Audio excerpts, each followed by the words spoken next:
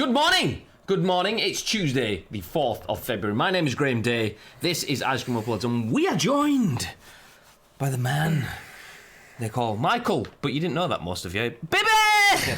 Good morning. It's a fun fact. I remember, I think it was before you were part of the ice cream team. I remember sending you something and asking for your name and your address, and you said Michael, and I was like, yeah, okay, Michael Bibby, I'm not telling you his surname. Yeah, don't want anyone to fucking dox me or anything like that, but yeah, if you know my surname, then you're very, very lucky. I was like, it's not even, so none of your names are Bibby.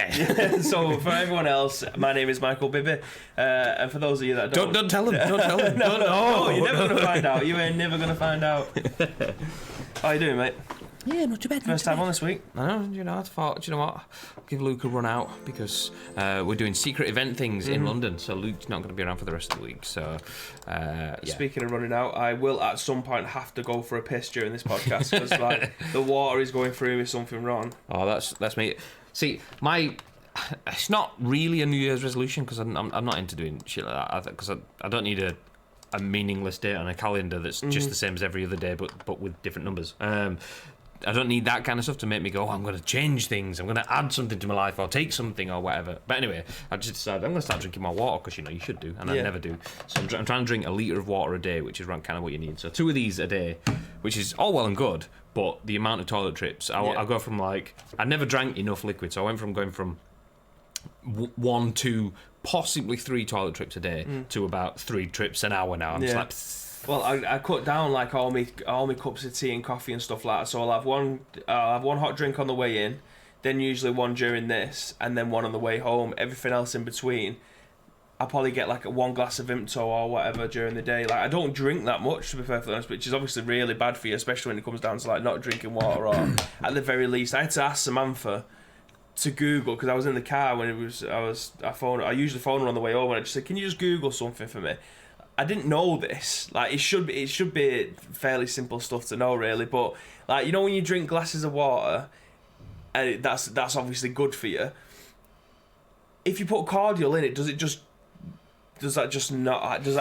your body not take it the same or anything? Oh anymore? yeah, it just goes, sorry lads, we'll just take the cordial. The water can get out. That's what I mean. But I was like, no. She said obviously if it's not sugar free or something like that, it won't. The goodness in the water will still retain it. So I was like, fine, I'll just start drinking sugar-free Vimto or something like that. Yeah, I mean, you still get the juices and well, not juices, all the goodness from having water.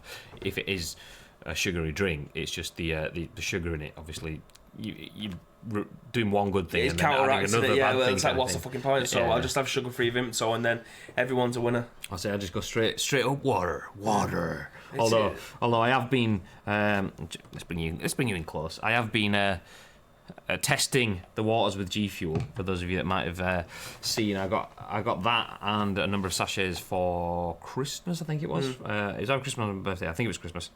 From my better half. Anyway, I've gone through them, so I may invest in some G Fuel stuff. I may even invest in the cold coffee stuff because no sugar and stuff. Obviously, there's probably other stuff that people complain about being in them, but still, it's good. It's a weird situation because we've got a charity match coming up in May.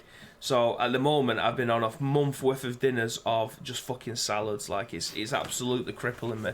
It looks like you're really enjoying them though. When I mean, how would you know I'm not? If you ignore the all the crying stuff, and every time someone eats something that's like chocolate or burgers or chips, and the longing glances across the room, the barter. Do you know what? I'll swap you a bit of lettuce. And no, mate. It's nothing like that. We had a meeting down here last week, and then I walked back upstairs during dinner, and knowing full well that I was going to have like a fucking ham salad, which is bad enough in its own, and then I walk into the room and I can smell someone having pie, chips and gravy, and I'm like, you fucking set of bastards. Like the room just smells of it. It's not like a little glance, like in Tom and Jerry where they used to like smell stuff and it used to float. Yeah, it's like just getting closer to it. It just gets progressively worse. But yeah, my next thing, stage 2, is drinking more water, and at the moment, more water is coming out of me than it's going in. I can tell you that. It's that Simpsons episode where Homer's like trying to eat the chips, and the dog's jumping across. Someone else in the office with a fork and a chip in it, and Bibby's jumping across. That's what it's like. I feel like I'm killing myself, but obviously I'm not. It's the exact opposite. But I don't know. It's not going well. clearing things out. Anyway, good morning. I did mention it already. Up. There we go on screen. I am Graham. This is Bibby. We are Ice Cream, and we bring you, in true ice cream fashion, the scoop. That's the daily dose of news from the games industry. We bring you the hottest topics and give you our thoughts and our impressions. And if you are live on twitch.tv/ice cream uploads, you can give your thoughts and impressions on our thoughts and impressions, if you can see where I'm going with that, live in the chat. That's important because we turn this into a video podcast, which we upload to YouTube around an hour or so after we've done with the live stream.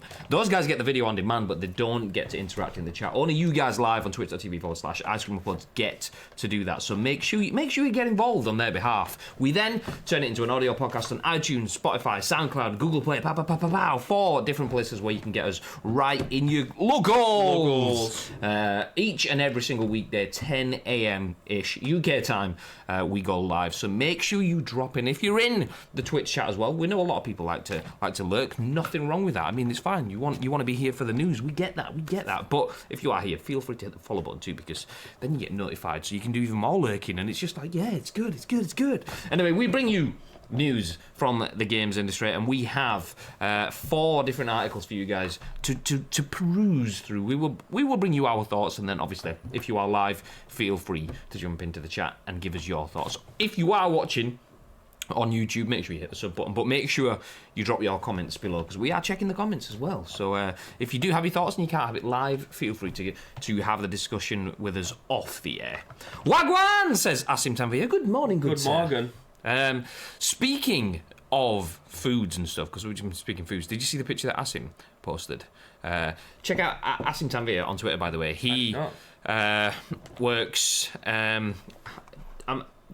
do you know, if you're comfortable saying where you work in, I'll let you put it in the chat. But anyway, he works at a place in the games industry, and they provide breakfast from his tweet. He said the first Monday of every month. No way. And he didn't have any. He refrained. What a guy. But yeah, it looked badass anyway. Yeah, look at what the shit. F11, so I'll bring it on screen to show off Asim's breakfast. What?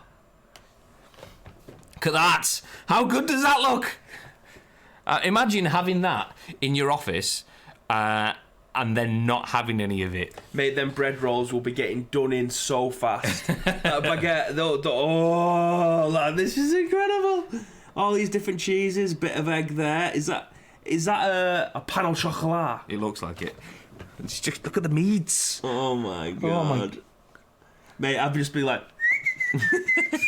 just you just hear it as I'm pulling the chair up to the buffet. Like Men in Black. Yeah, exactly. Oh god. Oh, that's fucking amazing. David says that's a snack.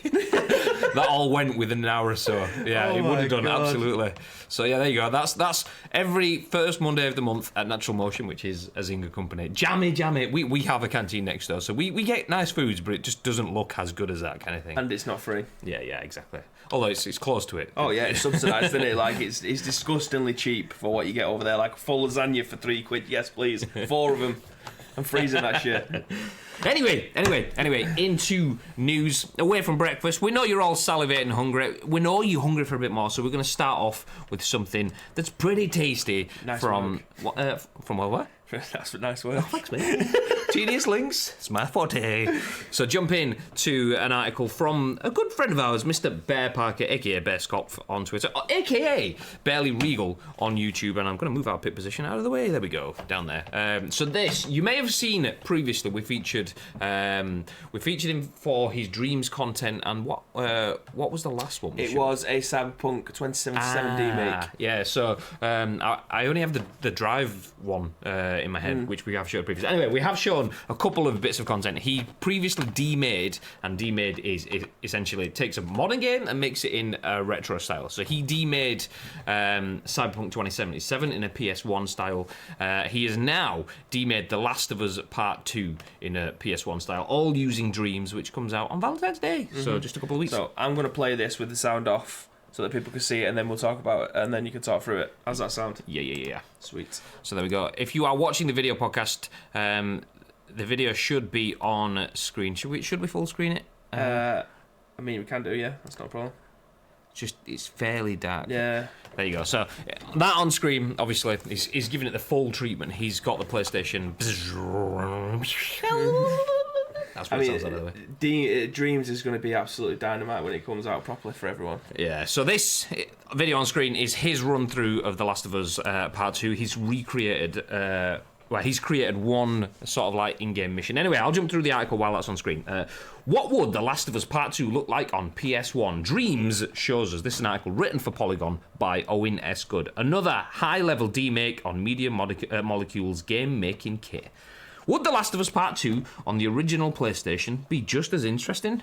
Dunno. Does it look interesting? For sure. Ben Barely Regal Parker, who hallucinated a Cyberpunk 2077 demake 3 weeks ago and a Death Stranding PS1 adaptation back in the summer, puts his low-poly skills to another subject of intense interest, The Last of Us Part 2, coming in 4 months from Naughty Dog.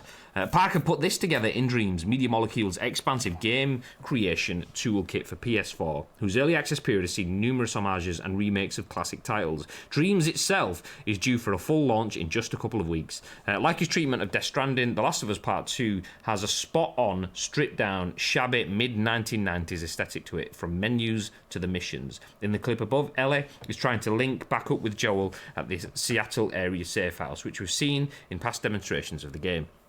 She then runs into a mob of clickers whose looks suffer the most whose looks suffer the most of anyone's in this backward compatibility thought exercise. But keeping quiet still lets Ellie sneak out of the way and onto a gabled roof. Parker's guitar accompaniment caught the notice of Neil Druckmann, the game's writer and director. So embedded in the article, the tweet says the music is chef's kiss, as in the music is mwah, would play. So The Last of Us Part 2 launches May 29th on PS4, and Dreams is available February 14th, also on PS4. So yeah, I watched through this morning. This is the first time I'm watching this. I wanted to leave it to the stream. This looks, when I was watching this reminds me of you. This is the kind of thing that you'd play through. It looks, absolutely. It's got that sort of, obviously it's the style of it, the PS1 style, but it's very resi and early Silent Hill-ish sort of vibes. It's weird though as well. Like this, obviously this is a demake of what's meant to look like a PS1 game, but it's so much more advanced than that, purely because like you can see Ellie as she walks towards the wall, her hand goes up on the wall and Leans things like that. Yeah, so obviously that had never happened. Usually you'd probably clip through a wall on the old Silent Hills or Resident Evils back in the day. But yeah, I mean even the menus and things like that are all pixel art rather than it being like written font. Yeah, the only thing where it does have like fonting is the like the load screen where you see the Last of Us Part 2 logo. But that'd just be a still. See if I could, is there a lighter or a bit brighter? No, it's all a bit dark. No, it's all kind of dark. It's a really good video. Like, if you haven't seen it, do recommend you watch through it because it's cool. Even though it's like obviously nowhere near the visual fidelity of what you'd expect to see for The Last of Us 2, obviously. That's the whole point of it. It's still really good because his music selection, the audio use for the clickers and importing those into the game, you even though you're not even playing it, you still kind of feel like a sense of it's the atmosphere in it. Yeah. But like with how they've made, I mean, Dreams itself is just looking to be perhaps in the Game of the Year category for what people can create within it. It wouldn't surprise me if the first thing that people actually release when a game comes out is like a Doom, because Doom's on everything. Like I've seen something on Reddit where someone's got a PDA for work that they use as an electrician and someone's playing Doom on it, so there's going to be a Doom remake in this, I absolutely guarantee it. But what you can create in this is infinite content, basically, and for someone like me who plays a lot of shit, this is going to be a lot of good. I hope. This is the good thing about this is having seen Bear's journey from he's previously worked on Lego games, so I've seen him building in Lego Worlds, because obviously it was a game that was very close to him, it was very relevant. So he went from a person that didn't have, I mean, I don't know fully the details, but from my look on the outside, he went from a person that had little to no development knowledge whatsoever. Went from building in Minecraft, Lego Worlds, and other games through to Dreams, which is obviously a bit more development focused. Obviously, it's not fully dev because you might well just go out and dev, but taking that and learning with people, and the way that like he's going through his Shadow Moses remake and things like that for when he did Metal Gear Solid, learning how to like skin the models and stuff. Anyway, all of that to the speed that he's put this out. I mean, that's an assumption there that he's done this after his Cyberpunk stuff. He could have had them both in the bag for ages. I'm not entirely sure, but seeing how good that looks from someone that very recently had no coding experience, it shows you just how good Dreams is in terms of you can deliver something that looks like that and sounds like that. And you've only been tinkering with it. The game's not even out yet, and he's got himself to that point. I was kind of going, love the idea of Dreams, not going to have the time to do anything with it. And it's probably still right, I'd imagine, because that's obviously, it is an investment of time to get to that point. But if you are willing to invest, obviously not even a load of time, just a substantial enough amount of time, you can do absolute worldies like that. I need to have a look. I'll need to get to grips with Dreams, because very interested in how people make games. I'm very interested to see how they actually put this stuff in, because all the tools are within the game. So when they come to do character creations, things like that, is it just like, I don't know, the most customizable game in the world? I don't even know what that could be, but do you remember way back when on like the PS3 and the Xbox 360 where you used to have a tablet that you could draw onto, and then whatever you draw went onto the game? I can't remember what it went onto the game. Sorry, went onto the console. So it was like a sketch or an art kind of thing. But how do these people manage to put these character models from scratch into there? Because it's just an infinite amount of character creation tools that are available to you, or these people are able to sketch them out. Because how would you be able to put the Metal Gear Solid stuff in there? I think you can import them from what I was seeing in the discussions around the Metal Gear stuff. I'm pretty sure you can import. I think you can do it pixel by pixel, but I'm fairly sure you can import. Just like we would in PES, we can import kit files from USBs. I'm assuming that's probably how it's done. Dreams is going to be a great game to stream, whether you're playing creation or making. So many possibilities. Yeah. See, that's the good thing. I mean, where my kind of mind went with it is, imagine if we made a level like that. It doesn't necessarily have to be The Last of Us themed, but us as streamers could sit there and create something that we can then put out to a community kind of thing. So our viewers, okay, we're going to do a time trial, or we're going to have a mission, or even like Minecraft did. I mean, this is where Battle Royale came from. Minecraft made the Hunger Games mode, which turned into Battle Royale, which, boom. So, yeah, that level of creativity is where full genres can come from. If Battle Royale can come from people tweaking in Minecraft, and Dreams offers more possibilities, then yeah, it's badass. I can't wait. It's gonna be cool. Like I said, the amount of imaginations that are out there that may not have the ones and the zeros coding mentality. I want to see what the package offers you in terms of what's in your head. Can you get it out into the game? Which I'm looking at this is fairly possible, but I want to know how in depth their coding system is. Just so one, I can have a go at it, and two, there is people out there that with, like you said, perhaps next to no experience, but can pick it up like that and then create amazing games within this game. You're paying £40 for a game that has could potentially be 1,000,001 games. Any game ever. Exactly. Yeah.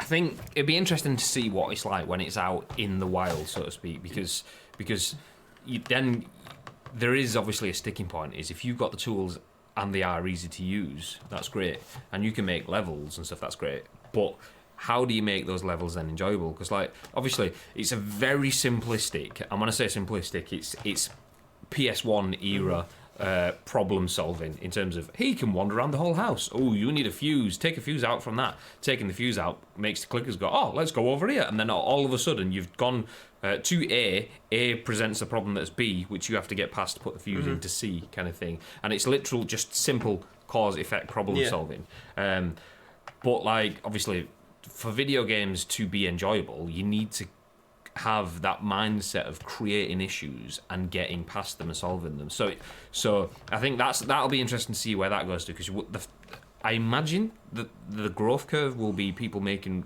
quality worlds, amazing worlds, making their dreams, and then that transitioning to how can people make them interactive dreams where people can go through that sort of It wouldn't surprise me if indie developers was using this game as a platform for their game to potentially get made into a proper game later on. So if someone makes a world-class platformer that's 2 or 3 levels that people really enjoy, whoever it is may end up making a studio and they say, well, if you liked that, you may like this. Here's a Kickstarter. Try and Dreams on Steam. basically that's what it is. Subsection of Dreams engined games. Yeah, so it'll be like that. So if it is like a proper boss platforming game, I'm just using that as chances are it's going to be like a 16-bit or a 32-bit side-scrolling game. They're going to be probably the most popular games on this, I reckon. Did you see the full English breakfast that someone made in Dreams? No. Do you know, I'm going to find that now because, like, most of the stuff that you will see in Dreams, because obviously it's video games, we usually have the same sort of mindset of, I want to make a game, and to make Ellie with all of those, like the paws down to that level of detail on the skin, okay, I'm going to be there for years. Yeah. So we instantly default to 8-bit, like, pixelated sort of, or maybe just simple 3D polygons kind of stuff. Like, that's where I'd usually go for it. Need to make polygony stuff. Some guy just went, I just want to make a nice English breakfast image kind of thing. But, like... Ad says Sonic Dreams the game. Well, we are going to get stuff like that. There is absolutely no denying that someone's going to remake Super Mario 64, all the Sonic games, Doom, Quake, the lot. All the games that you grew up playing, I can pretty much guarantee that someone's going to be creating these games or have already created. There we go. Yeah. I've sent, since we were checking Polygon out for the original article, let's stick with Polygon. I've just sent Bib an image, a link to. Yeah. Aww. This is how good Dreams can be in terms of visual fidelity. No way. Is a breakfast that someone has made in game. It looks like photorealistic image. That just makes me really want to go to Spoons in Blackpool now. So behold this ultra-realistic breakfast made in Dreams, written by Julia Lee for Polygon at the start of the month, and it says, "Welp, I'm hungry. Look at that. That looks like someone has taken a photo of, quite frankly, an amazing breakfast. I mean, ditch the mushrooms, obviously. What putting fungus on? Is that like it's black pudding and everything? Whoa. That is rough. Hello, says Pirate. Morning. Thank you very much for the host, mate. Appreciate that. I believe this isn't just a still image as well. There is a tweet if you scroll further down past that one in the article. One? No, past that tweet. Oh right, I'm just having a look. Someone's actually put brown sauce and tomato sauce in there as well. I'll go back to the article because there is a video within it as well.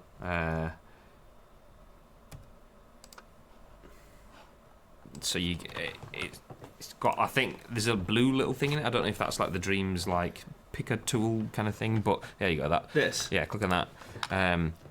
But yeah, it moves in and out and stuff as well, so you can see it's not just like a flat image. It's a full 3D sort of. At least that's what my impression was. I didn't actually watch the full video, but just dunking him in his egg.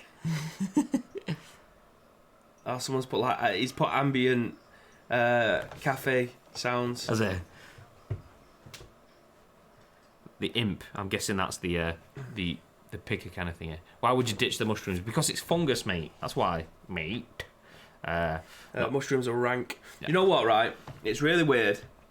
I absolutely love the smell of fried mushrooms. It smells fit. It smells amazing. It's just the texture of mushrooms. It's disgusting. I don't think I ever want to.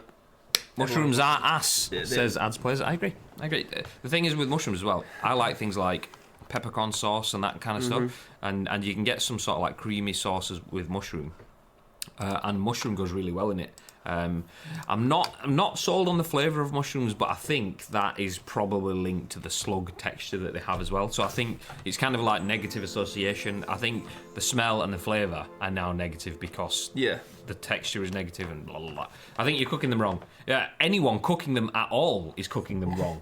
I mean, the easiest way at them is wrong. The way you cook mushrooms is you get them out of the pot and then you straight in the bin. Yeah. And then you get burgers. Ta-da! It's a good mushroom is there. Morning, people, says Dare to D-Mac. Good morning. You've just missed us. I'm starving now after looking at that breakfast. I could well smash. I had granola and yogurt this morning. I had I'd rather have a bowl of Cocoa Pops.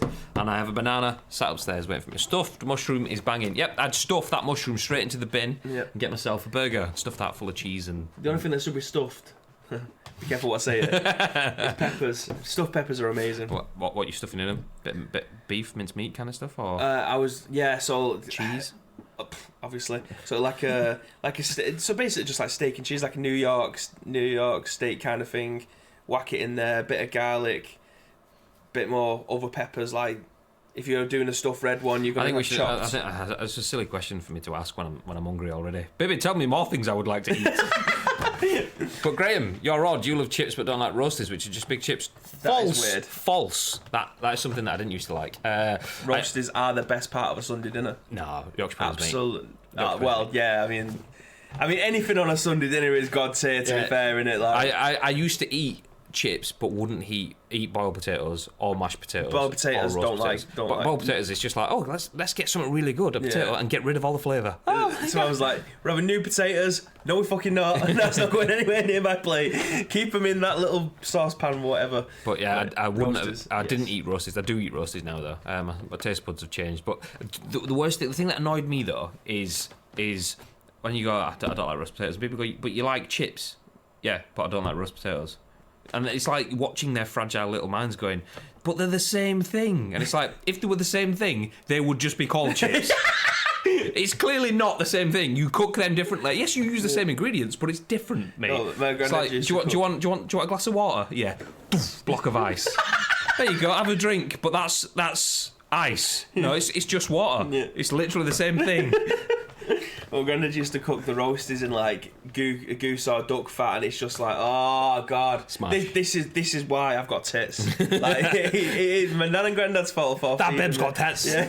It's just when someone makes good food, you just you know what I mean. I love a roast dinner. Anyway. I'm gonna deaf to my appetite. Smash that banana that's sat on my desk when I get upstairs, which is not a euphemism, by the way. It's actual fact. Anyway, moving on. So The Last of Us 2 has been remade in dreams by Barely Regal. Check out Barely Regal on YouTube. There's some good stuff on there. Check it out. Anyway, jumping forward into our next article, did we touch on this? This is basically an update on yesterday's stuff. So Platinum Games put out a website that basically didn't lead to anywhere. I don't want to say they was trying to replicate Fortnite's kind of thing, but it was kind of like the black hole stuff. You got a holding page with nothing else. Just the number 4. For time. However, this is the update. We've got more information on yesterday's story that we went through. Boom. Okay, let's bring this up on screen. No, that's me pressing the wrong button. There we go. Ta-da! What streams that took shit. Actually, before we jump into that, there has been a bunch of comments, and it's all about food. So let's get it out of the way. I'll tell you what. Can you run through that while I run to the pisser? You go for your wee. I think you're cooking the wrong. Stuffed mushroom on the side of steak and chips is naughty. See, stuff on the side of steak and chips all day long. Stuffed peppers are banging, that's true. Yorkies are the best. See, that's the thing. One of my favourite meals is Yorkshire pudding, but like get one of the big ones, Yorkshire pudding. Obviously, if you can make them at home, do that. Job's good. But if not, if you get the frozen ones, big Yorkshire pudding, fill that bad boy with chips and gravy. Yorkshire pudding full of chips and gravy. Boom. When I was at college, I went to a college in Huddersfield, and there was a pub, it's probably still there in Huddersfield, called The Welly, or The Wellington. And it was like proper college level price meal. I mean, you can go in, you can get like the mixed grills and stuff like that, but when you're at college and you've got absolutely no money, it was like Yorkshire pudding, chips and gravy, £1.50. Bam! So that's what I used to do. And that's probably why I didn't do very well in my first year at college, because I spent all the time in the pub eating Yorkshire puddings. My mouth's watering. Oh, tell me about it now. What do you cook your roast potatoes? What sauce? Duck fat. Anything else with it? Duck, goose, fat, onions? Nope, straight up duck fat. Remember to remove the banana's 4 skins. It's only got one, mate. It's only got one. When I posted that article yesterday, the one that was kind of leading to the one that we're about to jump onto, so the Wonderful 101 Remastered Smash Kickstarter goal, less than 4 hours. This article that's on screen follows on from an article that we shared yesterday, and the article was just the number 4. Shared by Platinum Games, and I assumed that when I posted the article yesterday, I well thought Bibby was going to think that he was being baited into it because it was just the number 4. I thought it was going to be, here we go, I see it now, just the number 4. Very small writing underneath. Skins. But yeah, he wasn't. I just set up for a chip butty when I was college. Well, obviously, it's the standard. Chip butties. Anything else that you cook goose fat with? Onions. Yeah, obviously, like bit of garlic, bit of onions and things like that. Peppers. Shed loads of salt. I mean, who wants to live a long life? Just give me an actual block of salt and let me nibble on that. Here for a good time, not a long time, mate. You know what I mean? Exactly. Anyway, Wonderful 101 Remastered Smash Kickstarter goal in less than 4 hours. Now coming to Switch, PC, and PS4. So less than 4 hours into its Kickstarter campaign, Platinum Games, the Wonderful 101 Remastered has smashed all initial funding goals. Meaning it's coming to Switch, PC, and PS4. As its name suggests, the Wonderful 101 Remastered sees Platinum's 2013 Wii U oddity, a vibrantly hued action adventure in which players help an ever-expanding throng of morphing superheroes save the city. Wow, this sentence is ridiculous. Yeah, I know. Okay, start again. As its name suggests, the Wonderful 101 Remastered sees Platinum's 2013 Wii U's oddity, which is... Okay, brace yourself, let's go into this sentence. A vibrantly hued action adventure in which players help an ever-expanding throng of morphing superheroes save the city.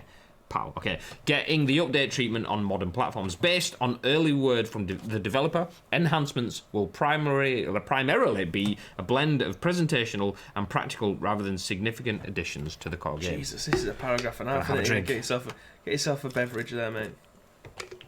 Speaking to Eurogamer, Wonderful 101 director Hideki Kamiya said, in terms of the contents, it's one of our larger games, so we're happy with how it is. It's not the case that we want to add more content, we just want to make it more user-friendly. I've got a list of the things I've always wanted to change that I wasn't quite satisfied with in the original. Being able to revisit the game has allowed us to make those fine-tuned adjustments. In an interview with Polygon, Kamiya offered... Probably going to get the treatment this morning, aren't they? They've had 2 articles already, name-checked by Eurogamer.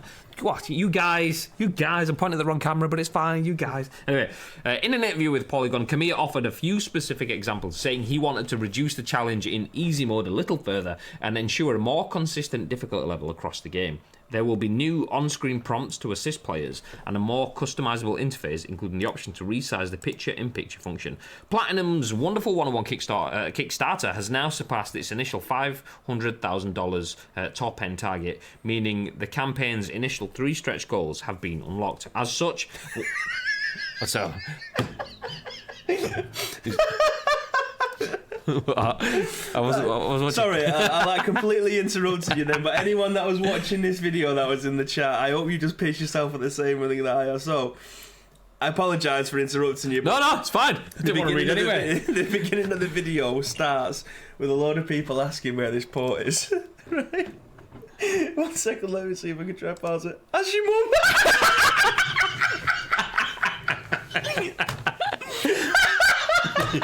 Ask your mom. Who tweeted that? That's Hideo Kameki. What a response. Hideki Kamiya's like, ask your mom. Oh god. Do you know what? This is my pitch for all game devs to be able to respond like that. All social media industry guys that work on the platforms that have to deal with the bullshit coming in should be given the free pass to have the ask your mom response whenever they want. Do you know what? Even if they can't have it whenever they want, once a week. Oh, fucking hell. Oh, that was amazing. Like... He's amazing. One of the Kickstarter goals is to get tweeted by him and then blocked. That's fucking genius. Oh god. Right, I have no idea where you was up to on that article. I probably shouldn't. I mean, I'm just going to leave it on play and then see what happens, because Yeah, I doubt this is going to be There's in no English. point even reading on, to be fair, because how are we going to top this? You've already done it, Bin. You've finished it. That's the end of the article. That's the tweet. The title says, we're getting Wonderful 101 on 3 separate consoles. The website says that it's going to have 3 more games, which I will show the rest of you that are in the chat now. Oh, God. Just looking at the article, but there's nothing in there that says anything as interesting as they're getting blocked kind of stuff. Okay. It's interesting though. Going off topic, that they're getting blocked. People love to be blocked. For me, it's just like, nah, I'm not interested in it. But I've seen multiple people. So if you are watching on Twitch, in the bottom corner, kind of below us, kind of thing, but down there, you will see a little pink S. That's the obviously the stream points, which we branded as sprinkles because ice cream sprinkles. Anyway, I've seen so many channels that have set those up to spend like 20,000 stream points or whatever amount they've set it to be blocked for a day on the channel. Watch the channel for months to get enough points to be blocked. What? It's so weird. What? So for those of you that have that are in the chat now and are able to see the feed, this is what we was greeted with yesterday when me and Luke was going through the story. We didn't have anything else. You could change the language. You could change on the right hand side if you wanted to share this. However, today when you scroll down, the first thing that's there is a Wonderful 101 Remastered of Reality. So that was part 1 of the 4 things. However, when you scroll down even further, you got 2, 3, and 4 all coming soon. Ooh. So very interested to see what's going to be coming out of the Platinum Games account. So Platinum Games got Kickstarter for Wonderful 101 first. Any ideas in the chat what 2, 3, and 4 might be? I can't remember what Asim said yesterday. Metroid Prime 4, I think it was. Ooh, I remember, and now saying that, I was listening. I wasn't watching, I was listening, and I remember like that kind of like made Luke perk up. Yeah. Good morning, Precision. What's going on, pal? I've been blocked by people I've never even talked to, says Number One Pirate. Me too. Fun fact, I have in a professional capacity as well. Someone, I won't name names, but someone from a PR firm that we've worked with in the past. They were like, I'd just like to introduce you to some new starter at the firm. I was like, oh, nice. And as I always do when I meet with someone professional, I usually go follow them straight away on Twitter, just because Twitter's a platform where you can always find people. You can always get hold of people if you're in an event, if you're doing some stuff and you can't get hold of them on the phone, they're in whatever. So usually, anyway, search for this guy, found him straight away, blocked. I was like, what? So I was like, oh, this is awkward. Why have you blocked me? He's like, I don't know. I got blocked for defending someone. Really? I got blocked for defending someone, yeah. And then I don't know. It was clearly just went on like a mass blocking spree, and I just ended up getting caught in the crossfire. But yeah, I got blocked for defending someone. Like, why the fuck do I bother? I mean, I've seen your tweets, to be fair. They are shocking. I mean, anyone. If I ever get sacked from here, I am not getting a job anywhere else. Put it that way. Well, this is awkward. Because bye, guys. It's my last show. I have your Peter. This is awkward. Morning. Lots of mornings in the chat. I would love Beautiful Joe to be one of them, and yes, Metroid Prime 4. Yeah, I think Luke I genuinely got a stiffy yesterday when I asked him about. It was like he must have gone. It must have like sent shivers down his spine. He was like, oh, completely forgot about that one. Yes, please. I'll have 4 of those. That's the reason why he's not here. He's not actually out of the office for anything this week for ice cream / jelly activities. He is perma erect and long story short, we have normal sized doors as you'd expect in the building, but there's one door that's a little bit thinner than the rest, and Luke got wedged, and that is now where Luke lives until Metroid Prime finally comes out, and then it drops off. Well, President, let's just say I got lag cheated twice in eFootball Open. Oh, bad times. I got blocked by people in the press community despite never even talking to them. Yeah, but they've also seen your tweets as well, Pirate. So that's a great shout. That's a great shout. Yeah. Do you know what? If you've been blocked by someone that you've never even interacted with, then you don't need those weirdos in your life. Absolutely. Just let them go. Let them go. Not the first time I've given Luke a stiff hit. Steady! Woo! It's all warming up in the ice cream upload chat this morning. I guess some Precision has been blocked by the same guy. I bet the 4th game is Metroid and Nintendo will jump it in. Well, this is what Luke was saying yesterday. He was like, I'd love it to be that, but surely with how prestigious the Metroid IP is, they would want some kind of high five at some point. I don't think Nintendo were the kind of company to give the wink wink kind of nod to somebody else to create their game in that respect. But I mean, if it does, I think it will probably break the video game internet when that finally gets announced. See, I've long been in the Metroid wilderness, which, funnily enough, because old games and Graham not playing them. God, what are the chances? However, Super Metroid on the SNES was an amazing game. That was my first and only kind of like dipping my toe into the Metroid waters, so to speak. Like, yeah, it was just a solid game, and I was like full on like Mortal Kombat kind of. I need to smash people's faces in. I say that. I mean, I also played things like what was it, Busby's Super Furry Fun, or whatever it was, at the same time as well, and Donkey Kong Countries and stuff like that. So yeah, I did play Super Metroid. So I would, if there was a nice Metroid game coming out and it was to hit the Switch, then yeah. Well, you got yourself a Switch, haven't you, mate? Which again, said it a million and one times, best console there is out at the moment. As it come in regards to a console, Switch is the best, hands down. I'll die on this hill. There's a John Hartson loving in the chat at the moment. Precision says, I've been blocked by John Hartson. No idea why. And I was clearly thinking, oh, well, that's because you're a Rangers fan and you've probably said something. We know what Precision's like after he's had a few glasses of Iron Brew. Yeah. That's it. But then Ad says, Precision, John Hartson blocked me and I'm a Celtic fan. Oh, well, there you go. maybe you all just need to keep off the Iron Brew. Precision says, I also couldn't sleep last night thinking about PES 6. Mate, the Betterware catalogue woman knocked on who knew? She knocked on the door this morning. She was like, fancy seeing you here. So, funnily enough, we now have it in this building too.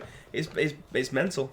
Fun fact, you can play emulated games if you own backup copies of them on Twitch. I shared a tweet with Bibby from Twitch Support that confirmed that. Absolutely. Just in case. But not that it matters, because Betterware is hooking everyone. The Betterware lady, I swear to God, she's put some miles in this week. But yeah, we've now got it in the Ice Cream Studios as well. Who'd have thought it? What are the chances?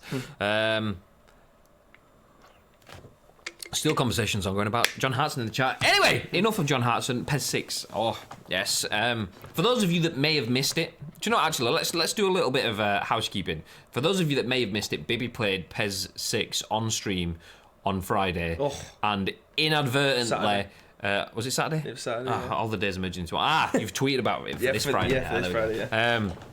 So he played it for like 6 hours or whatever it was Saturday night, and may have inadvertently caused a resurgence of PES 6. This man is a one-man marketing machine.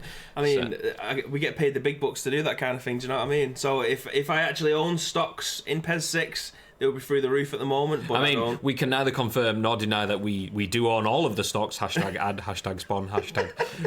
Oh, crick my neck. Oh, no. Man down. But yeah, anyway, after like...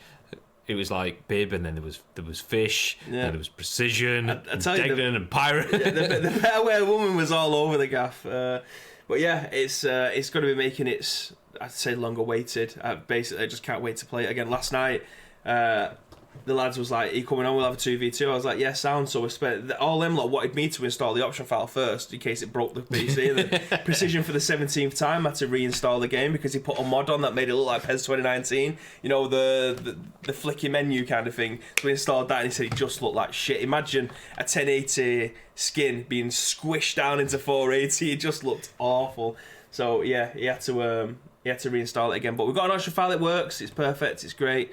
And we're going live again on Friday at 7 o'clock. We'll try some Master League fun times at lunch. Yes, we are. Yeah. We've got to give it a whirl.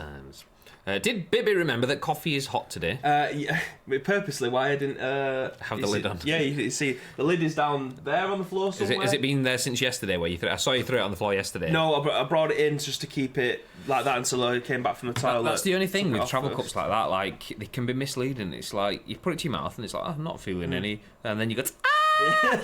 But I usually know if it's hot, right, because it's got like a little hole on the very top of it. So if you blow slightly into the cup, the little hole, it's like a steam thing, and it just hits you in the face like an exhaust. So if you blow it, then like, it'll hit you in the face. Some moisture leaves the cup, lands the residue on the face. But yeah, I didn't even take the chance today. I just screwed it off and then threw it on the floor. Residue in the face. Anyway, enough of the blowing to get the residue in the face. Wonderful 101 Remastered smashes its goal and is coming, but let's move to something. I mean, we go from gameplay being guaranteed for some people. How about gameplay being taken away from people? That's a very nice day, Way. You like that? You can have that one. Temtem, for those of you that don't know, Temtem is not some sort of medical treatment oil kind of thing. Temtem is actually a game that is, let's say for what it is a Pokemon rip-off. But it looks great. Yeah, no, I'm not saying that negatively. I'm saying that they have done what Game Freak and the Pokemon Company should have done a million years ago. They have given us the game that people have been asking for forever. This is MMO Pokemon. If you don't know what it is, it's Pokemon. That's what it is. But in real time with other people. So if you own this game, if we own the same game, we join the same world, we'll be able to do tag team, co-op, and just basically complete the game together. It is an outstanding, well, it looks like an outstanding game, and it's one that I will be getting at some point when I have a little bit more money. But I didn't get Pokemon Sword and Shield this time, even though it has reviewed well eventually. And the people who care about Pokemon like Pokemon, do you know what I mean? The Pokemon is aimed at a particular audience. It's reviewed well because the people who it's intended for like the game. Oh, who'd have thought that? But this looks like it takes that formula one step further. Look, battle scenes ongoing at the moment. I mean, does this look like another game? I don't know.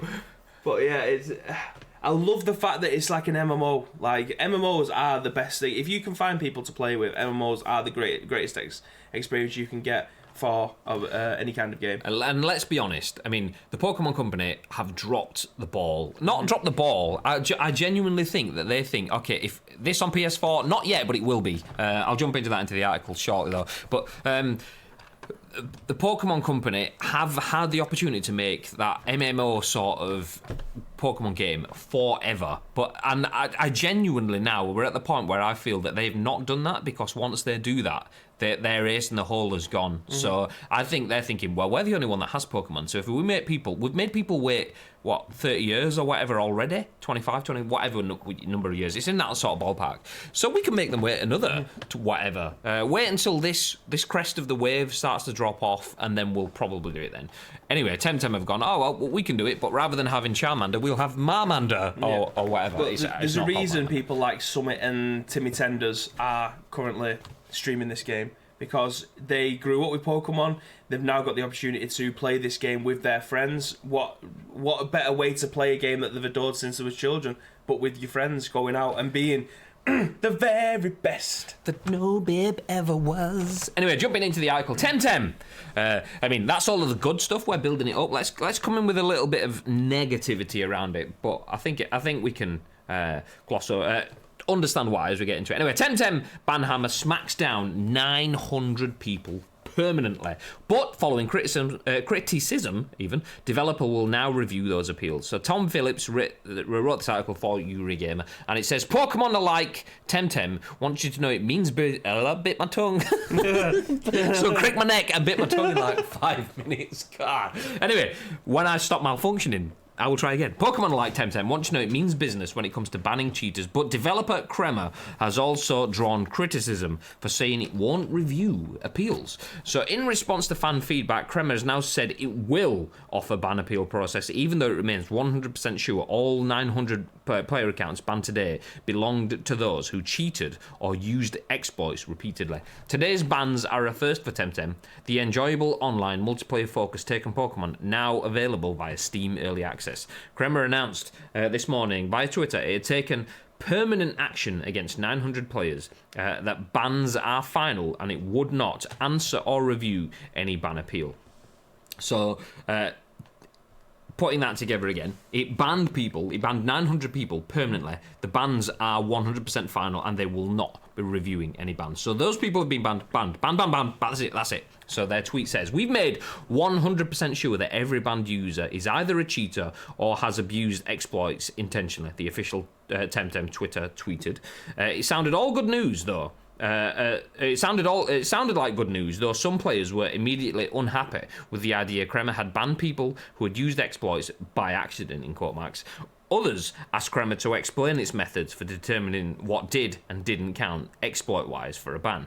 A few hours later, Kremer gave an update. The team spent all morning checking banned accounts and player accounts, saying they didn't do anything illegal. We rechecked over 100 accounts. Every single one of them was a legit ban. Don't trust cheaters. They just want to know more info about the ban in order to avoid it next time they're using cheats. They will lie about everything in order to get more info and the minimal possibility of getting unbanned. And no, you're not going to get banned for casually finding a bug or an exploit. Only players intentionally and repeatedly abusing exploits are banned. If you play in a regular way, you're okay. We've made 100% sure before doing any bans, and every data we've checked confirms that. With all that said, Kremer has now stated it will review ban appeals, even though every single one of the ones we have checked are legit. Like you said, having a no appeal policy is no good, Kremer concluded, so you can contact us on support@kremergames.com, put ban appeal as the subject, and include your in-game ID or username. Hopefully that hammers it home. Yeah, for me, that is perfect community management. I mean, there is some negativity in there in terms of there's a couple of things to gloss over. The fact that if you accidentally find an exploit and get banned, and there is no ban appeal process, then that is horrible. That is very much like an old school. Well, this is my world, you live in it sort of state, which is not good for the community. However, they did drop back and say, yeah, okay, you were right. Having no appeal process is not a good method, and we are going to change that. So we have changed that. This is how you can get it. Fair enough. They fixed that. I think that what they were trying to do was hammer home: if you cheat, you will get squashed, and it's as simple as that. Which is the perfect message. If you cheat, you will get squashed. There is no two ways about it. The downside that comes to it is, imagine playing a game and you can find a way to circumvent the system, and nothing has been publicised about it. It's not been said it's a cheat. They haven't recognised it. They themselves haven't recognised it, but you found a way of doing it, and you think, oh yeah, whatever. It's still cheating. It definitely is. I wouldn't do it. It's still cheating. However, imagine a kid has spent 27 quid on this game, realised, oh, everyone else has shown this. Oh, I can level up, whatever, and nothing has said that. There's nothing out there that says that is a cheat and it's against the rules. I'll crack on. Yeah. And then gets insta-perma banned. You see, I don't read it that way. The way I read it is, if someone's found an exploit in the game that is potentially due to a bug, they would still not get banned for that, because the company has found the bug. Someone else has found the bug for them and thought, actually, that shouldn't work like that. It's kind of an exploit, but that's our fault. We'll patch that shit. So you're not going to get banned. But someone who has found a way around something, i.e., I don't know. I haven't played the game to find out if there's any cheat. But if they can load up a console, like if you press a certain button and it brings up like a URL thing at the bottom, and you can just type in, like you used to be able to do in GTA kind of thing. You can do a fight and quit out and not use any resources. Yeah, do a fight, quit out. Exactly. And boost to get your Pokemon levels up. So if you want to fight against your mate with a certain Pokemon 17 million times to try and boost them, that's not the way that you should play the game. It's an MMO. You can't do that kind of thing. If it was just a 2-player game and you wanted to do that, that's fine, because you're not ruining anybody else's experience. But as an MMO, if you're an MMO player, you know there's strict rules into different kind of things. So boosting or team killing and things like that, obviously you can't do that. You can't do that in PUBG. That's 2 people squadding up in a solo session. That's a bannable offence kind of thing. It's not an exploit. The only things though with that, I mean, I completely agree. It's you are exploiting the game for your own gains. The thing with that is there is official wording from PUBG and stuff that says you can't team kill. And stuff that pops up in game. However, this still being in early access, people are finding their ways to move themselves forward. Having a non-appeal 100% perma ban for that sort of stuff. Yeah. I do think you should have a ban process. I do think it should be, mate, that's wrong. It is wrong. We'll give you a warning. We're going to take back all of the stuff you've done, because for whatever it is, they can see that people have been, I mean, this is me assuming it's a boosting process in that sort of way, but for whatever they've done, if they can see it, they should say, look, no, you've been doing this. Stop this. We're taking your account back to what it was a week ago before all that activity started. You don't have to give details of what it is. I say, we've noticed. You can either have your account banned or go back to a week. Take your pick. That's because the other thing that I do side with them massively is people are cheating, and clearly But this comment, and I know this from working in esports and having to deal with cheaters. Let me just read this tweet from them again. Don't trust cheaters. They just want to know more info about the ban in order to avoid it next time they're using cheats. They will lie about everything in order to get more info and the minimal possibility of getting unbanned. If I speak, I'm in trouble. Yeah, essentially. The thing with that is if you're... I can see that can read really badly. But having been in that position, I know exactly what they're trying to say. Cheaters want to know all the information, and they basically say it as, no, tell me why, tell me what I've done wrong, tell me where I did it wrong, tell me how I did it wrong, and that sounds like a legitimate question, but it genuinely, I know this from my experience, it can be a fact find, a fishing mission. These guys are fishing for more information to find out how they can get past stuff. We've had this on numerous games as well. It could be MMO games, it could be fantasy games, it could be action games, it could be sports games. We've had it on all of them. People want to know how to circumvent the system, and if you set rules, they want to know why they've been punished, where they got punished, so that might give them a bit more information of how to get past the rules. And I feel for them there. I completely agree that if you are using exploits, even if it's an in-game bug kind of thing, and you know it, you're opening yourself up to some criticism. A permaban without appeal, or even a permaban off the bat, does sound a bit harsh, but this is a small team, the game's only in early access and stuff.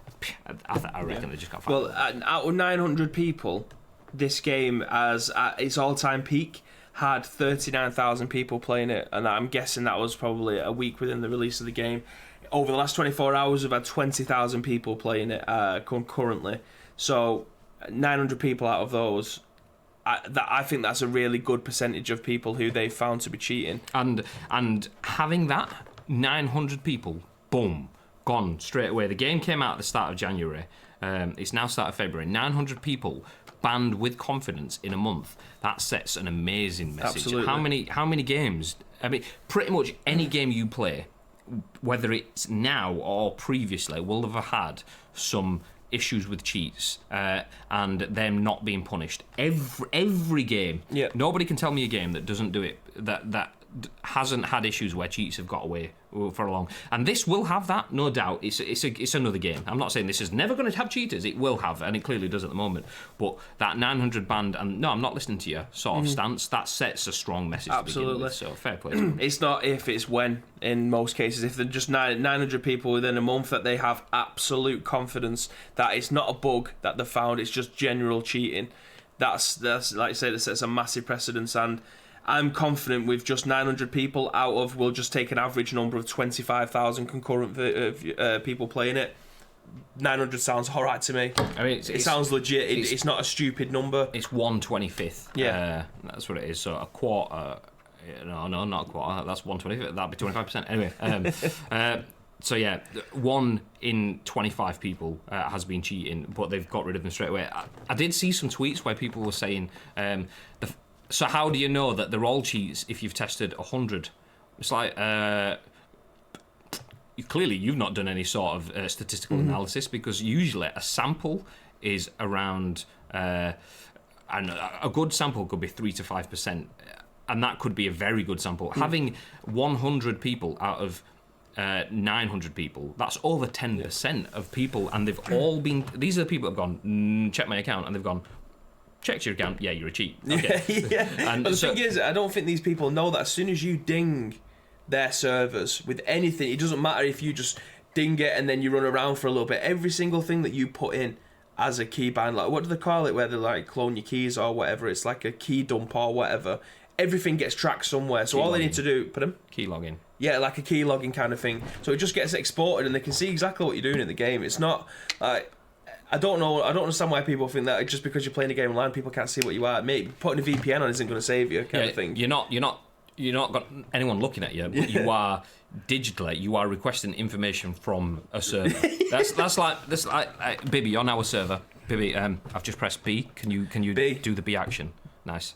Okay, I've just pressed C. Can you do it? C. And you're sat there going, well, I know he's just done B and C because he's just told me. It's literally it's a weird. conversation, but with a system. But yeah. Anyway.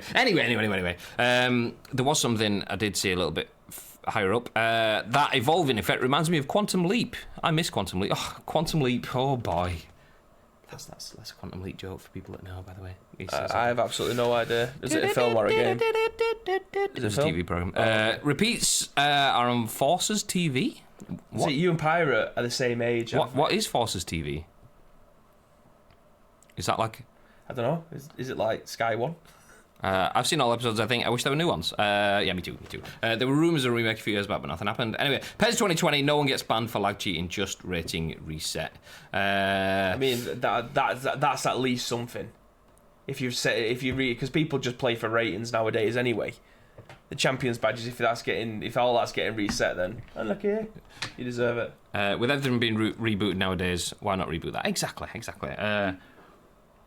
Sat channel. And confirmation that I am indeed a legend in the chat. but yes, Temtem, check it out. If you like Pokemon, then you will like Temtem. It's as simple as that. Obviously, it doesn't have the ties that you have. There is no Pikachu. There is no Charmander. Nope. And they're not trying to make Pikachu and Charmander. They have done their own versions of creatures, which is perfectly fine. The one thing I will say is I hope that gives a slap to Pokemon. Absolutely. Because, I mean, not only could they deliver this game, they have the people, the manpower, the devices, and the community for it, but also, let's be honest, Gen 1 and 2, 3, fine, but some of the Pokemon in the later gens, I mean, I can't speak for Sword and Shield, I've not played them, but the design and the inspiration for the Pokemon has been shit. What? So they only required £70,000 to make this game as a Kickstarter. And what are they on? It's 500,000. It's 573,000. So they needed 70, and they've got 500. Yeah, so they've got an extra £500,000. £500,000 so on top. This basically is now coming to Switch, PS4, and the Xbox One at some point. Boom, there you go. And the thing with their art design is really nice. The character design, from what I've seen, looks good. And there is no Pokemon called Trubbish. There's no Temtem, should I say, called Trubbish, which is trash/rubbish. They basically look at that. They've got the hidden numbers chart, which is on. Yep. Yeah. One sec. They've got the hidden numbers. This is their Kickstarter page, by the way. So they have pretty much just taken the hidden numbers chart, the elemental damage. It's unreal. Like, the whole thing is basically, it's just a copy and paste, but they're doing it better. Yeah. Look, they've even got evolutions. But that looks cool. It does. Like, that, I'm guessing that was the starter grass Pokemon. It might not be, I could be wrong. But Bulbasaur, badass starter grass Pokemon. Snivy, really good starter Pokemon. But then they just go a bit naff. And the same with the water, and I always choose a fire Pokemon because I'm not Bibby and inferior. Anyway, before we fall back down that rabbit hole, let's get straight back out of it again. But yeah, they look good. They look good. Pokemon, I've said this to Luke a few times. You look at Generation 1, and it's like, it looks like an animal. It's got fur and stuff. But then you start to get to the mid-generation, it's like, okay, let's make a dog. Ooh, that's a cool remake of a dog. Nice. And then they go, yeah, but let's put a thing coming off it, and then let's put a curly tail and a slash and a stripe, and then it's like, oh, you've just fucking what? It's like you've given a chav a BMW, and then he's put Go Faster stripes, a neon ground kit on it, a spoiler, and it's like, yeah, all right. That could look cool, but then it's like the stupid sticker. Yeah. Anyway. Let me just read this. These two paragraphs about the game and its online compatibilities. So, the days of travelling solo are over. In Temtem, the world is massively multiplayer one. Tamers from that's a cool name, isn't it? Tamers from around the world can join you and be able to. What does that? Trainers? Oh no, tamers. Tamers from around the world can join you and you'll be able to see them around you, living the adventure with you, fighting to become the best Temtem tamer. Chill with strangers, make new friends, battle them, or trade your goodies. The dynamic online world is full of possibilities. And they've got one small bit about the co-op adventure. Temtem's campaign can be fully co-op compatible. You'll be able to join forces with a friend anytime and work together towards your next goal. Catch new Temtem, complete a route, or face off against Temtem leaders, all while fighting alongside your friend in dual battles. Do you know what I mean? That is outrageous. So, Pokemon, exactly how you wanted Pokemon to be, but just not named Pokemon. That's essentially what it is. Competitive Temtem battles are the most important aspects of every new tamer's job. Competitive battles can take up a notch and let you battle other tamers with similar skill levels. Begin to play your strategy even before your battle with the pick and ban phases to escalate the ranked ladders. Boom. Boom, boom, boom, boom, boom. So we're going to see some Temtem esports at some point. On Ice Cream Uploads, yep. Absolutely. So we just have a lot of fun. We'll call ours Ice Cream Uploads. We'll just ditch the A. Ice Tem. And then people go, where's the A? And we can just go, A. That's it. That's how the team introduce themselves at Ice Tem tournaments. Uploads. Ice Cream. Because the company's Crema as well. Oh, that makes sense. Because they've called it Massively Multiplayer Creatures or something like that. Massively Multiplayer Creature Collection Adventure. Jesus Christ. That is literally the definition. That's easy for you to say. Anyway, let's move on. We know it exists. We will probably see it at some point on Ice Cream very, very soon. But something else we could potentially see on Ice Cream. My tedious links are not very tedious today. Dayways. So written by Metro, by that lovely person called GameCentral. Zelda Breath of the Wild 2 release date is not 2020, but Mario Kart 9 might be. Ooh, teased. So hopes that Zelda Breath of the Wild 2 will be out this year have taken a knock as an insider hints at a possible new Mario Kart when Nintendo announced a sequel to The Legend of Zelda Breath of the Wild at E3, at the end of their E3 Direct last year. It was a very welcome surprise to fans everywhere. What wasn't a surprise though is that they never really said anything about it, including its real name and when it'll be out. Since it uses the existing Breath of the Wild world as a base, it's always been assumed that the game would be out relatively quickly, with recent rumours suggesting maybe even this Christmas. But one insider claims that is not the case. And now we have two tweets embedded into the article written by Sabi, which is at new_wabi-sabi on Twitter. Got some good words for Paper Mario from another source. Now I have absolutely no skepticism. Be hype. Also got some more specific teasers on the way. Won't say too much. Breath of the Wild 2 taking longer than expected back during E3 2019, so it doesn't seem to be this year's holiday release, which adds more credence to the major title I was referencing on a tweet the other day. Neither are set in stone yet, so take some salt. The more likely one has tires. Ooh, tires. That's like the new Rebecca Vardy. This one has ... Rebecca Vardy! Internet rumour monger Sabi has a good record on Nintendo info 19. and claims that the Breath of the Wild 2 is taking longer than anticipated and doesn't seem to be on this year's Christmas release schedules for Nintendo. Sabi is careful to point out there is still a chance of a 2020 release, but also mentions a second major title that may replace it in Nintendo's plans, something that has tires, i.e. tires with a Y, because he wrote it with an I. Nintendo's only major franchise involving wheeled vehicles is Mario Kart, and technically Mario Kart 8 Deluxe is just a Wii U port, but it would still be surprising if they released Mario Kart 9, as the current game is still selling extremely well. Mm-hmm. In terms of other Nintendo racing games, F-Zero vehicles don't have any wheels, and things like Excite Bike and Stunt Race FX don't really count as major, but maybe it could be some sort of Mario Kart spin-off, or Mario Kart 8.5, something involving as many Nintendo franchises as Super Smash Bros. Perhaps? Whatever's going on, Sabi seems more confident that the earlier prediction of a new Paper Mario game on Switch is accurate. Although, as with any of this, there's no clue as to when Nintendo might announce any of it officially. My thoughts are, I would if someone says tires, I would instantly go Mario Kart. Mm-hmm. It's weird that they've put Mario Kart 8.5 because that's technically what we've got on the Switch. Yeah, 8 was the Wii Deluxe, yeah. 8.5, so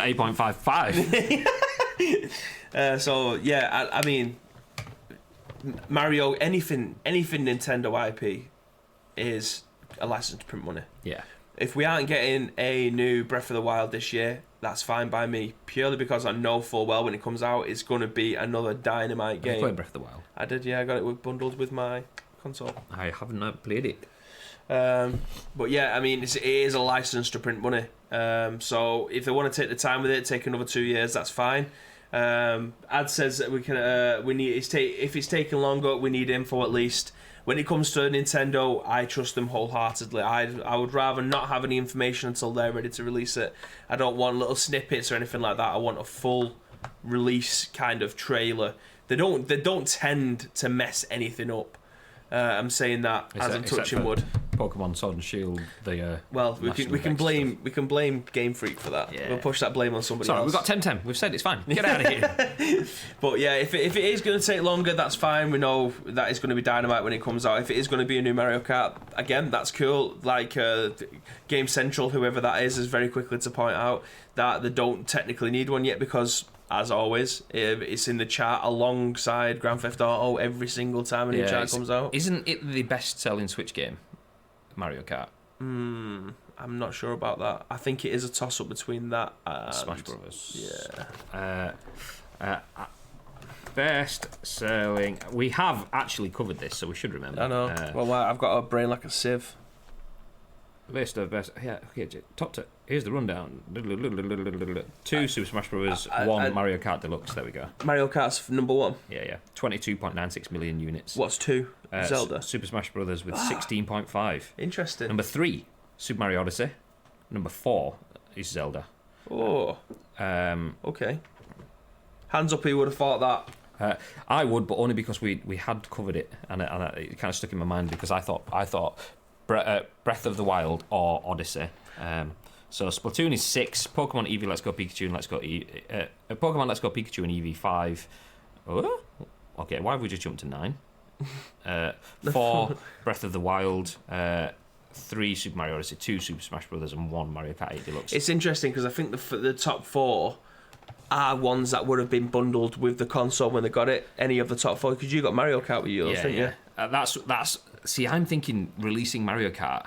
I know it's selling well, but is it only selling well because it's essentially a bundle? So yeah, are people buying Mario Kart or are people buying Switch and getting Mario Kart? Yeah, because you get one of the... I mean, we've got more choice now because you've got things like Luigi's Mansion and like Fire Emblem, but at the time when the Switches was hot, fresh off the press, those wasn't available. So I do think very much like the Tetris thing, Tetris the best-selling game of all time, not purely because they put every single Tetris that's ever come out into the same package, but the Game Boy came out with Tetris bundled in. When you bought a Game Boy, you got Tetris bundled in, which obviously helped boost the sales originally. So it's very interesting to see that Mario Kart is at the top. I don't doubt it for 1 second because Mario Kart is an incredible game. But yeah, I do think having it get bundled in and that being the easiest choice out of everything, because Zelda very much aims at a specific audience, and it's people who like Zelda. If you've never played a Zelda before, the chances of you getting this bundle is probably slim to nothing.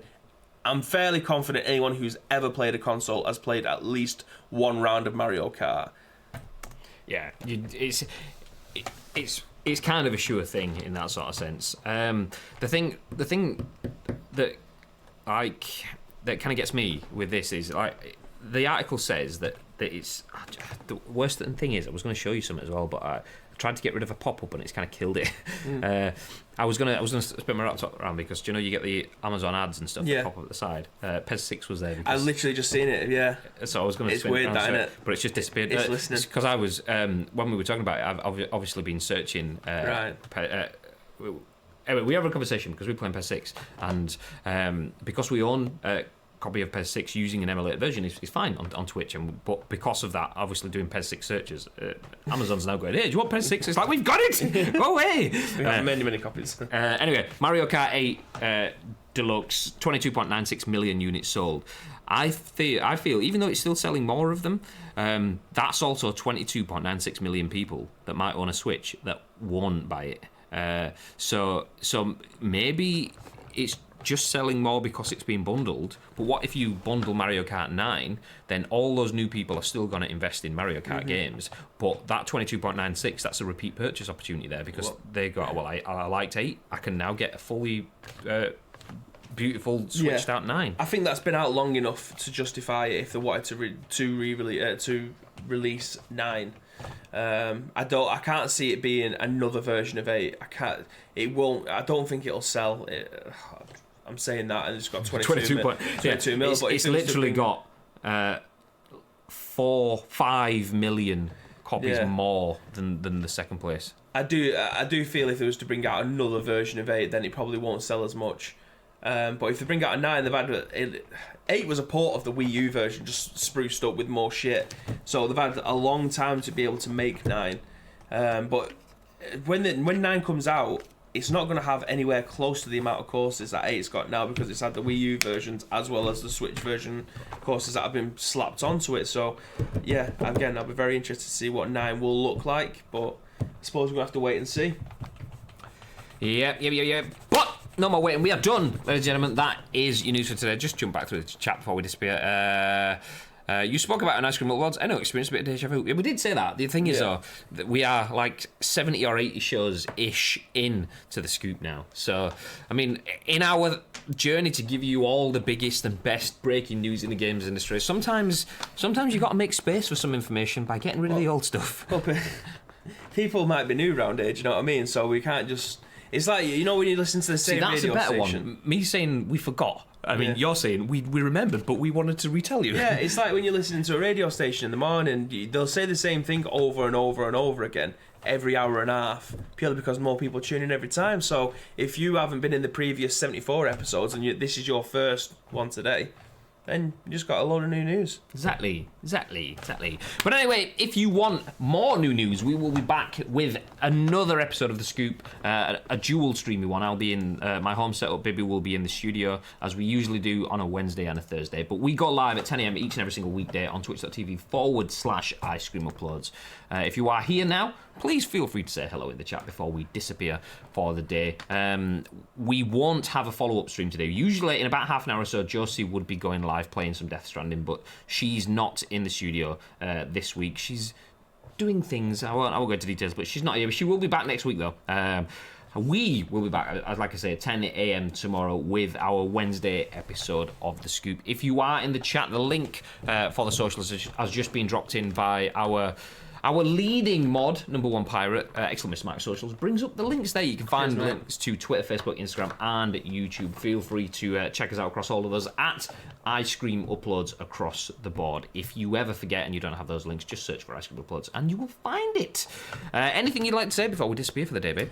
Yes, again, if you do see anything in the video game wilderness, then do feel free to tag Graham_Day. We've got Ubinio and Ice Cream Uploads into that. We'll take that article, we'll give you our opinions in the very next show, but also include yours. Boom.